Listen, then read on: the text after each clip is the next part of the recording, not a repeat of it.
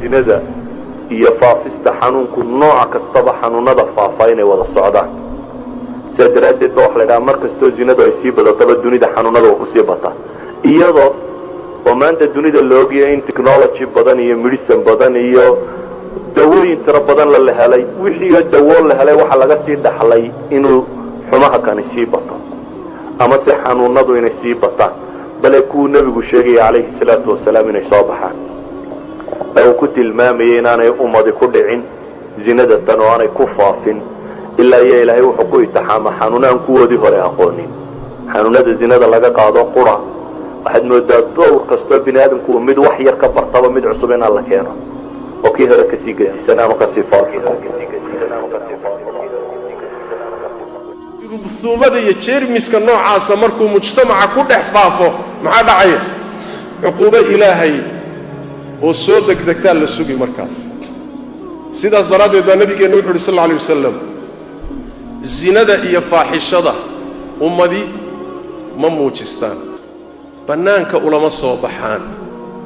illa haday sida yeelaan allah wuxuu ku ibtileeyaa cudurro iyo daacuuno aan horay u soo marin dadkii hore cudurkan aydiska leeyahay difaaca jidka dilaya sanad kasta intaasoo milyan u dhimanaya maalin kasta baltiq saacad kasta intaasoo khalqiya dilaya xagee buu ka yimid wuxuu ka yimid faaxishadaas oo banaanka la dhigtay oo shuruuc loo dajistay oo la difaacay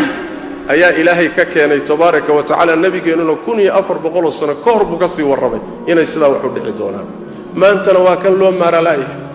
haddii la dayn waayo tu ka daran baa ilaahay ku ciqaabaya oo cudurro aan loo maarahelaynin lana garanaynin qaab loo daaweeyo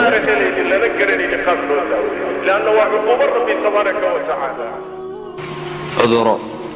nabigu waxa uu yidhi sallallahu alayhi wa sallam lam tadhhar al-fahishatu fi qawmin qat hatta yu'linu biha إلا فشى فيهم الطاعون والأوجاع التي لم تكن في أسلافهم الذين مضوا نبي وحاو يلي أمد كما الصوت ظاهرته كما الصوت بحضه فاحشة الزند كما الصوت ظاهرته إلا هدى كالصوت ظاهرته أو موجستان أو أركتنيذي أو مال الله فرطي بنيرته أي داوانيان هبله أي داوانيان والزندي نبي وحاو يلي مركي إعلان سدان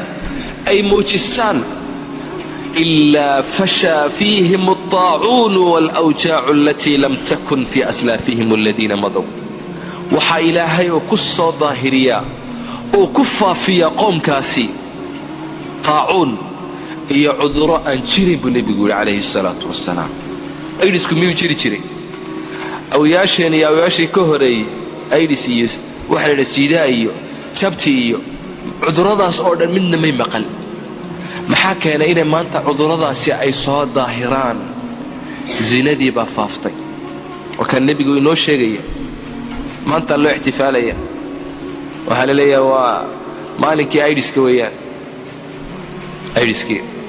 ummadii buu xasuuqay waa cara ilaahay waa askari ilaahay dad marka ay kibraan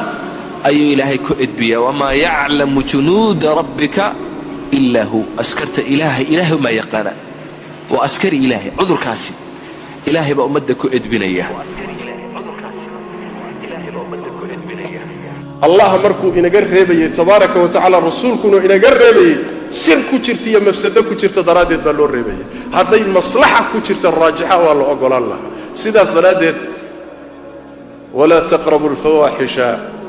ما ظهر منها وما بطن الفضع دور صونانتا نظافتا وناقا يا اخلاق دا دقنكا inaan ilaashano wixii xagga ka yimid oo qashinkaasna inaynu tuurno tufno oo dhexdeena haba yaraatay aan waxa laga maqli kareenin waa daruura diinteenu ay ina amartay wa sallu wa sallimu ala khatamil anbiya wal mursalin